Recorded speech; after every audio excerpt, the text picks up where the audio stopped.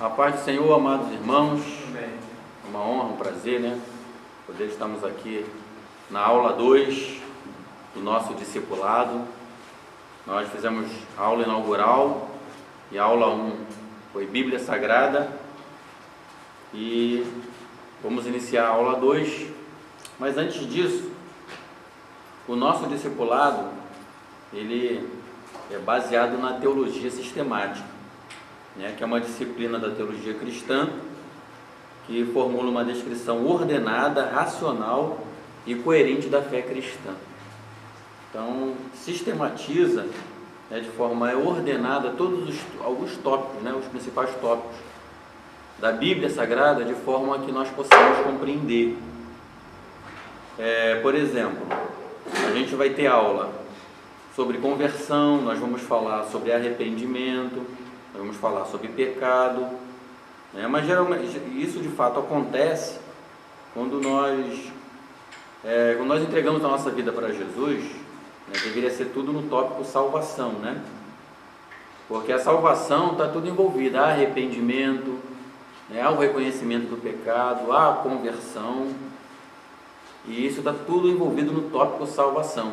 Mas a gente, de forma sistemática e ordenada, separa os temas a fim de melhor compreensão, mas está tudo envolvido no tema salvação. Então, a aula 2, iniciaremos falando justamente sobre salvação. E a primeira pergunta para você é: você tem certeza da sua salvação? Você tem certeza absoluta de que se você morrer agora, você vai para o céu? Ou você tem alguma dúvida? Na verdade, a maioria das pessoas tem dúvida em relação à salvação. As pessoas não sabem responder com certeza absoluta se estão salvos ou se estão perdidos. E muitos vão dizer: eu não mereço, vão por esse lado aí. Mas quem disse que salvação é por via merecimento? Ninguém merece. Nós somos salvos todos, somos salvos pela graça de Deus, pelo sacrifício que Cristo fez por nós na cruz do Calvário. Mas é importantíssimo que você tenha certeza da salvação. Eu costumo falar com os alunos do discipulado que é inadmissível um cristão ter dúvida da sua salvação. As pessoas não podem deitar a cabeça no travesseiro, conseguir dormir e acordar sem ter a certeza da sua salvação. A pessoa que consegue deitar a cabeça no travesseiro, dormir e acordar, mesmo sem ter certeza da salvação, é porque nunca compreendeu o plano da salvação. E uma vez que você compreende o plano da salvação, você não vai querer perder essa salvação ou ir para outro lugar que não seja a Nova Jerusalém, de maneira nenhuma. Até porque um alto preço foi pago na cruz do Calvário. Mas será que nós podemos ter garantia, certeza de que nós já estamos salvos? Claro que sim. E Jesus, ele deixou bem claro. Abra lá comigo em João capítulo 5, versículo 24. Está no Evangelho, segundo escreveu o evangelista João, segundo São João capítulo 5, versículo 24, diz assim: em verdade vos digo, isso que é a palavra de Jesus, tá? Em verdade vos digo que quem ouve a minha palavra e crê naquele que me enviou tem a vida eterna. Não entra em condenação ou em juízo, mas passou da morte para a vida. Observe que Jesus está falando no presente, ele não está falando no futuro.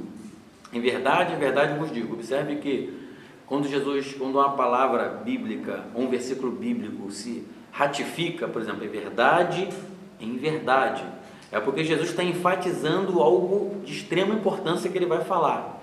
Em verdade vos digo, quem ouve a minha palavra e crê naquele que me enviou, tem a vida eterna. Então, a partir do momento que a pessoa ouviu o evangelho da salvação, entregou a sua vida para Jesus, ele ou ela tem a vida eterna, porque ele pagou um alto preço naquela cruz do Calvário. Então é ele que nos justifica, É Ele que levou sobre si os nossos pecados, as nossas transgressões. Então, a partir desse momento, nós não somos salvos porque merecemos, nós não somos salvos pelas obras que nós iremos fazer ou deixamos de fazer, nós somos salvos pelo sacrifício que Ele pagou por nós na cruz do Calvário. Então, a Bíblia Sagrada, o próprio Cristo está dizendo para mim e para você que nós estamos salvos. Uma vez que ouvimos a palavra, entendemos o Evangelho, aceitamos o amor de Deus para a nossa vida, que é Cristo Jesus, temos que ter a plena certeza da salvação.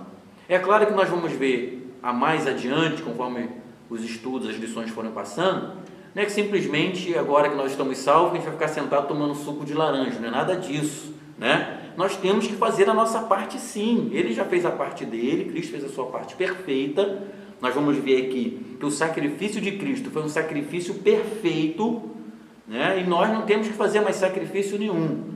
Ele já pagou o alto preço lá. Tudo que nós fazemos agora é por amor, é uma obra voluntária, por amor ao que Ele fez por nós na cruz do Calvário. Então, em Hebreus capítulo 9, do versículo 11 ao versículo 15, vai falar sobre o sacrifício perfeito realizado por Cristo Jesus. Vamos lá, para ler. Carta de Paulo aos Hebreus. Na verdade, Paulo não. Nós não sabemos até hoje quem escreveu a carta aos Hebreus. Lá no capítulo 9, do versículo 11 ao versículo de número 15. Muitos teólogos vão dizer, uns vão dizer que foi Apolo, enfim.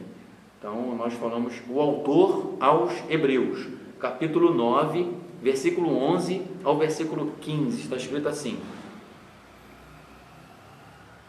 Quando, porém, veio Cristo como sumo sacerdote dos bens já realizados, mediante o maior e mais perfeito tabernáculo, não feito por mãos, quer dizer, não desta criação, não por meio de sangue de bodes e de bezerros, como era feito no passado, mas pelo seu próprio sangue, entrou no Santo dos Santos, uma vez por todas, tendo obtido eterna redenção.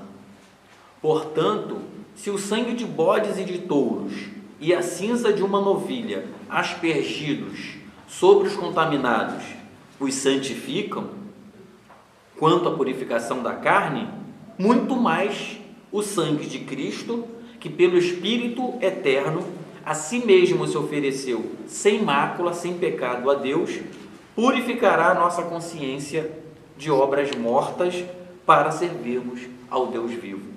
Então, no passado, o sacerdote, para que houvesse o perdão dos pecados do povo, ele oferecia o sangue de bodes, de touro, e cinzas de uma novilha aspergida sobre os contaminados, para que houvesse o perdão dos pecados, E nós sabemos que aquilo ali era apenas sombra do que Deus iria fazer por intermédio do Cristo, de Jesus Cristo. Então, hoje o sacrifício de Cristo é um sacrifício perfeito, A obra redentora de Jesus é uma obra perfeita. Então, nós não podemos ter dúvida, da obra redentora do Cristo. Nós não podemos ter dúvida nenhuma, porque se nós duvidarmos da nossa salvação, nós estamos duvidando da palavra do próprio Deus. Então, nós não devemos duvidar, devemos crer 100% plenamente de que estamos salvos, que o sacrifício de Cristo na cruz nos purifica, nos santifica, o nosso nome foi escrito no livro da vida, estamos justificados, e ninguém nada pode nos tirar da presença de Deus. Obviamente que nós temos que permanecer até o fim. Pastor, nós somos pecadores? Somos, permanecemos pecadores, mas pecadores reconhecidos. Nós reconhecemos que somos pecadores, reconhecemos que não somos dignos do amor de Deus, mas Ele prova o seu amor para conosco, quando Paulo vai escrever Romanos capítulo 5, versículo 8, em que mesmo nós sendo pecadores, Ele envia Jesus para nos redimir, nos resgatar. Então, lá em primeira carta de João, 1 João, lá no finalzinho da Bíblia, antes de Apocalipse, primeira epístola de João, no capítulo 1, primeira epístola de João, capítulo 1, do versículo 5 ao versículo 10, primeira epístola de João, capítulo 1, do versículo 5 ao versículo 10. Quantos irmãos, eu sei que você está aprendendo a ler a Bíblia agora, Então, eu costumo dizer na primeira aula, eu deveria ter falado lá na nossa primeira aula, que vocês precisam aprender a se familiarizar com a Bíblia Sagrada. É para você, quando o pastor, o pregador fala, abre lá os profetas menores, abra lá em Joel, para você não ficar perdido. Então, toda a Bíblia tem um índice geral, e nós precisamos nos familiarizar com todos os livros, tanto do Antigo Testamento como no Novo Testamento. Nós temos 39 livros no Antigo Testamento e 27 no Novo Testamento. E nós precisamos nos familiarizar, não vou dizer que precisa decorar, mas nós temos que nos familiarizar para quando a gente falar a primeira epístola de João, a gente quer saber quais são os evangelhos, quais são os livros históricos, né? Quais são as cartas paulinas. A gente precisa conhecer, nem que seja panoramicamente, os livros da Bíblia Sagrada para não ficar perdido, né? Então a gente tem que aprender, como Paulo falou para Timóteo, nós temos que nos apresentar como obreiros aprovados e saber manejar bem a palavra da verdade. Agora, só quem aprende a manejar bem é quem maneja, né? Então a gente precisa ir lá no índice da Bíblia Sagrada para se familiarizar com os livros bíblicos. Mas enfim, já deu tempo para você achar, chega de colher de chá. 1 João capítulo 5, 1 João capítulo 1, versículo 5 ao versículo 10 está escrito assim, ó. Ora, a mensagem que da parte dele temos ouvido e vos anunciamos é esta, que Deus é luz e não há nele treva nenhuma. Se dissermos que mantemos comunhão com Ele e andarmos nas trevas, mentimos e não praticamos a verdade. Se, porém, andarmos na luz como Ele na luz está, mantemos comunhão uns com os outros e o sangue de Jesus, seu Filho, nos purifica de todo o pecado. Todo o pecado. A gente vai chegar na aula sobre pecado, você vai ver que não existe pecadinho e pecadão. Pecado é pecado, né? A palavra pecado significa desobediência, só adiantando aí. Mas o sangue de Jesus Cristo nos purifica de todo o pecado, não fica resquício nenhum, porque o sacrifício dele foi um sacrifício perfeito. Agora pula lá, não, parei no versículo 7, né? Vamos até o versículo 10. 8. Se dissermos que não temos pecado nenhum, a nós mesmos nos enganamos, e a verdade não está em nós. Embora salvo por Cristo Jesus, o nosso Senhor, nós permanecemos sendo pecadores, sim. Agora, pecadores reconhecidos. Porque está dizendo aqui, se a gente falar que nós não temos pecado, enganamos-nos a nós mesmos e a verdade não está em nós. Versículo 9. Se confessarmos os nossos pecados, Ele é fiel e justo para nos perdoar os pecados e nos purificar de toda a injustiça. Se dissermos que não temos cometido pecado, estamos fazendo o próprio Deus de mentiroso, e a sua palavra não está em nós. Deus sabe que nós estamos nesse corpo limitado, estamos sujeitos ao pecado. Se não fosse a graça de Deus, nenhum na carne se salvaria, nenhum de nós nos salvaríamos. Se Cristo não vem nos salvar, nos resgatar, estávamos perdidos. Só que, obviamente, somos pecadores, estamos numa carne, né, limitada, que nos induz ao pecado, mas nós não podemos viver no pecado. Temos que confessar continuamente os nossos erros, as nossas falhas.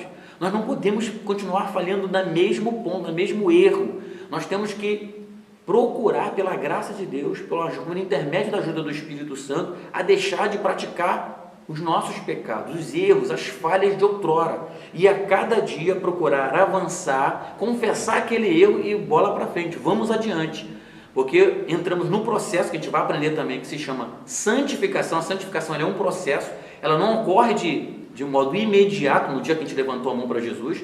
Isso ocorre, é um processo contínuo, dinâmico e diário. Isso vai acontecer durante todo o percurso da nossa vida na face da terra. Mas enfim, vamos agora, pula para o capítulo 2, diz assim: filhinhos meus, estas coisas vos escrevo para que não pequeis. Se todavia alguém pecar, nós somos pecadores, estamos sujeitos ao pecado, temos um advogado. Notem que esse advogado é com letra maiúscula, tá? Ele está se relacionado, né, intrinsecamente ao próprio Cristo. Temos um advogado junto ao Pai, Jesus Cristo, o justo. Ele é a propiciação pelos nossos pecados, e não somente pelos nossos próprios, mais ainda pelos do mundo inteiro. Então nós temos um advogado. A Bíblia diz que nós temos um acusador. O acusador fica nos acusando dia e noite diante do Pai. Mas nós temos um advogado. Esse advogado, ele pleiteia a nossa causa, ele nos julga, ou seja, ele nos defende, porque somente ele, que viveu num corpo semelhante ao nosso, sabe como é complexo, e ele conseguiu, mostrou para nós que é possível sim viver uma vida sem pecado, porque ele viveu num corpo semelhante ao nosso, limitado, e nunca pecou. Então, se nós colocarmos em prática todas as ferramentas bíblicas, nós podemos sim, conseguimos sim viver sem pecado. Para tanto, temos que nos render ao Espírito Santo de Deus diariamente. É por isso que Paulo vai dizer aos Tessalonicenses, capítulo 5, versículo 17, orai sem cessar. Porque o momento que a gente deixar de orar, já era, vamos pecar. Por isso, nós temos que fazer a nossa parte. As ferramentas da teologia sistemática é justamente para isso, para nós aprendermos e aplicarmos na nossa vida, no nosso cotidiano. Então, em relação à salvação, quando eu estou em classe com o nosso discipulado, eu não termino a aula enquanto todos eles, olhando nos meus olhos, me responderem que não tem dúvida da sua salvação. Nós não podemos ter dúvida da salvação. Não podemos permitir que o sacrifício de Cristo, com tanto sofrimento, tanta dor, realizado na cruz do Calvário, como prova de amor de Deus por mim e por você, seja inútil. É por isso que a ira de Deus permanece sobre os filhos da desobediência, aqueles que não estão nem aí para o amor de Deus, não estão nem aí para o sofrimento vicário do nosso Senhor e Salvador Jesus Cristo. Então não se permita ter dúvida da sua salvação, porque ele é bem claro. Eu pequei, mas se eu tiver pecado? Ora, se nós pecarmos, nós não vivemos no pecado. Nós podemos até cair, tropeçar, mas o que a gente leu, acabou de ler aqui no 1 João? Se nós confessarmos os nossos pecados, ele é fiel e justo para nos perdoar todos os nossos pecados. Então não tenha dúvida, tenha certeza da sua salvação, porque o sacrifício que Cristo pagou na cruz do Calvário, pela minha vida e pela sua vida, foi um sacrifício genuíno, um sacrifício perfeito. Então tenha ousadia, tenha intrepidez para adentrar ao Santo dos Santos, à presença do Senhor, porque de fato o sacrifício de Cristo foi um sacrifício perfeito, o véu foi rasgado e hoje eu e você, o nosso nome está escrito no livro da vida do Cordeiro. Tá bom, meus amados irmãos? Não tenha dúvida da sua salvação. Tenha certeza, tenha convicção de que você está salvo. Se você entregou a sua vida para Jesus, é claro. Se você nasceu de novo, é claro. Se você tem demonstrado através da sua vida frutos de arrependimento, é claro. Eu volto a dizer, não é simplesmente levantar a mão para Jesus e continuar de qualquer maneira. Não, o Evangelho, ele é transformador. O Evangelho transforma o nosso caráter. O Evangelho transforma a nossa vida. É bem claro, aquele que furtava, não furte mais. Aquele que mentia, não minta mais. Aquele que se prostituía, não se prostitua mais. Aquele que era metido com drogas, tráfico, hoje não está mais. Porque o Evangelho, ele é libertador.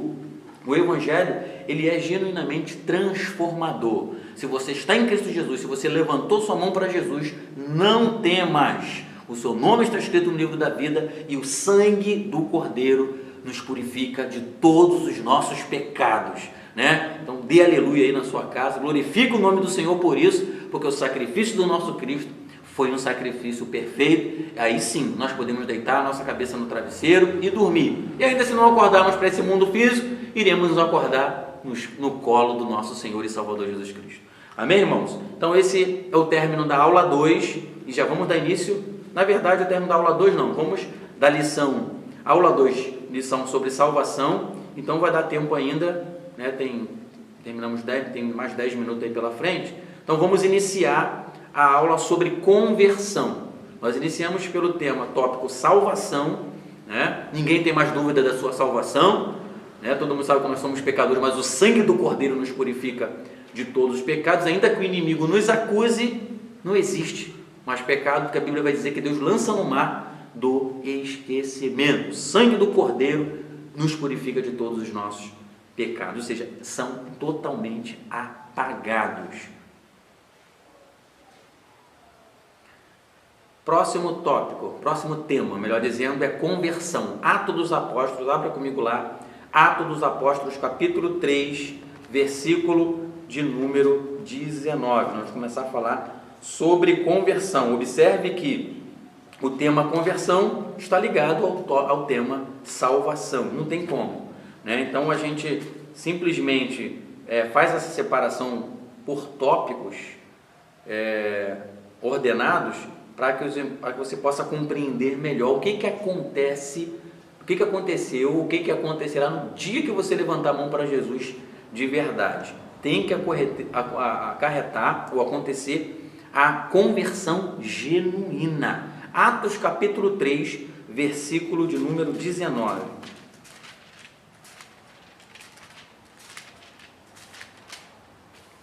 Está escrito: arrependei-vos, pois, e convertei-vos, para serem cancelados os vossos pecados.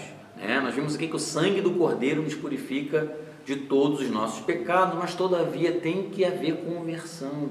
Nós vamos ver o tema também arrependimento. Tem que haver arrependimento genuíno, porque se não houver conversão, não vai haver novo nascimento. Lá em João capítulo 3, Paulo vai dizer, Jesus vai dizer para Nicodemos: necessário vos é nascer de novo.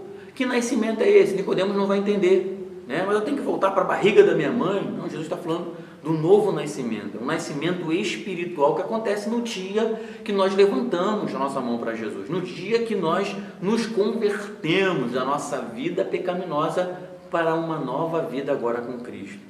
Então, Pedro está dizendo aqui, o discurso de Pedro no templo, arrependei-vos, pois, e convertei-vos, para serem cancelados os vossos pecados. Mas o que é conversão?